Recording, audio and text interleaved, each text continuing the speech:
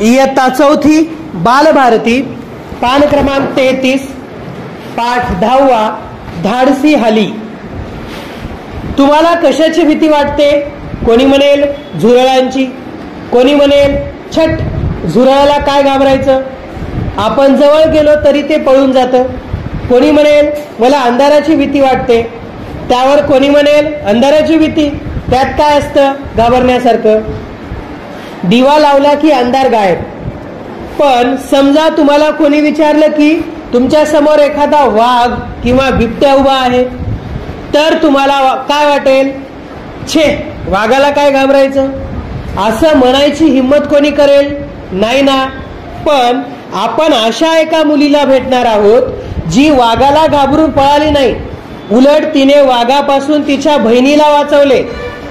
हाली बर्फ ही ती धाडसी मुलगी। या धाडसाबद्दल नवी दिल्ली येथे माननीय प्रधानमंत्र्याच्या हस्ते सन 2013 मध्ये वीर बापूराव गायधनी राष्ट्रीय शौर्य पुरस्कार देऊन तिचा गौरव करण्यात आला। चित्रात पहा पुरस्कारासह हाली बर्फ। ठाणे जिल्ह्यातील शहापूर तालुक्यात तानसा धरण आहे। या धरणाच्या परिसरात अभयारण्य आहे, तेथे विविध प्रकारचे जंगली प्राणी आहेत। या भागात वेगवेगळ्या पाड्यांवर आदिवासी राहतात, त्यांचे जीवन जंगलावर अवलंबून आहे, त्यामुळे जंगलात त्यांचा सतत आणि सहज वावर असतो। जंगलांची तिथल्या प्राण्यांची त्यांना खड्डांखड्डा माहिती असते, ते निर्भय असतात। जंगल ही आपली संपत्ती आहे, तिचे संवर्धन कसे करावे हे आदिवासी जाणतात। तानसा धरणाच्या परिसरातील अटगाव जवळ नांदगावच्या जमनाचा पाडा आहे, तेथे हाली बर्फ ही मुलगी आपल्या कुटुंबासोबत राहत होती। निसर्गाच्या सहवासात लहानाची मोठी झालेली, पाणीदार डोळ्यांची, सावळ्या रंगाची, काटक हाली बर्फ ही वारली या आदिवासी समाजाची आहे। हालीचे वडील रघुनाथ हे रेल्वेत कामाला होते। एका अपघातात त्यांचा एक हात निकामी झाला। घरच्या गरिबीशी झुंज देणाऱ्या हालीनी नेमके कोणते धाडस दाखवले? चला आपण तिच्याकडूनच ऐकूया। हालीचे घेतलेली ही मुलाखत काळजीपूर्वक समजावून घ्या। प्रश्न: तू जंगलात कशासाठी गेली होतीस? तुझ्या सोबत कोण होतं? हाली: लाकरा आणायला गेलतू, माझे सोबत माझी मोठी बहीण शकुंतला होती। पाठीमागशी बहिणीवर वाघानं हल्ला केला, तिचा पाठीचा लचका तोरला, मांडी आणि पायाचा लचका काढला, बहीण जखमी झाली। प्रश्न: तुझ्या बहिणीवर हल्ला केल्यावर तू काय केलंस? हाली: मी आधी घाबरशी झालो, मग दगड आपटली, लांब लांबची लोक आरडाओरडा केलवर धावत आली, मी जोरात मोठी मोठी दगड आपटली, वाघाला दगड लागली, मग वाघ पळून गेला। प्रश्न: लोकांनी काय मदत केली? हाली: मी आरडाओरडा केला तेव्हा काही लोक लाकडा गोळा करीत होती, ती पण धावत आली। प्रश्न: ही गोष्ट बाकीच्या लोकांना कशी समजली? हाली: गावच्या लोकांनी सांगला।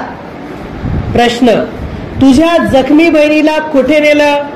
हाली: पहिल्यांदा शहापूरचे दवाखान्यात नेली, मग ठाण्याचे सिव्हिल हॉस्पिटलला नेली। प्रश्न: तुझी बहीण वाचली का? हाली: बहीण वाचली। प्रश्न: बहीण वाचली याबद्दल तुला काय वाटतं? हाली: आम्हाला बरा वाटला।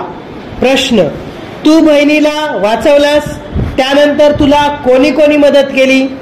हाली: आमचा मामा पांडू किरकिरे यांनी लई मदत केली, गावचे लोक, शहापूरचे लोक यांनी सुदीक मदत केली, गावाचे शिक्षकांनी सुदीक मदत केली।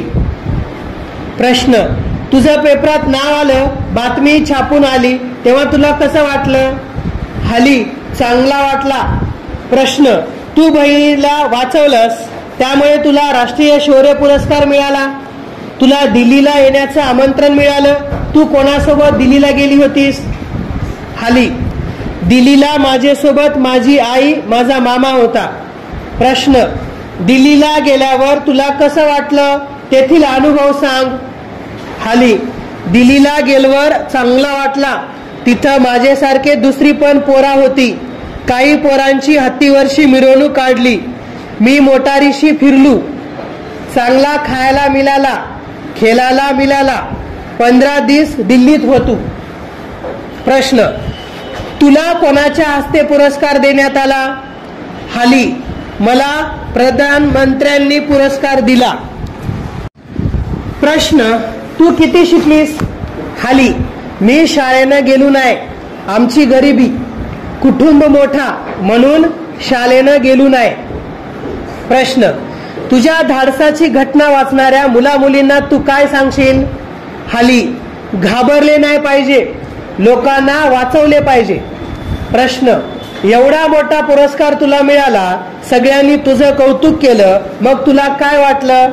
हाली, मला चांगला वाटला, पण मला का मिळाला असता तर जास्ती चांगला वाटला असता.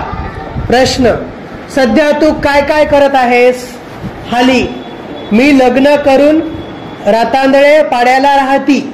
दिवसभर मोलमजुरी करती. हालीचे आभार मानून आम्ही निघालो. तेव्हा तिचं धाडस, तिची परिस्थिती याचाच विचार आमच्या मनात होता. शब्दार्थ. या पाठ्यपुस्तकासाठी ही मुलाखत मराठी कार्यगट सदस्य प्राध्यापक जयवंत पाटील यांनी घेतली आहे. शब्दार्थ. अभयारण्य म्हणजे प्राणी किंवा पक्ष्यांसाठी राखून ठेवलेला जंगलाचा भाग.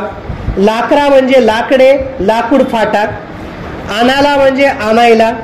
गेलतू म्हणजे गेले होते. पाठीमागशी म्हणजे पाठीमागून.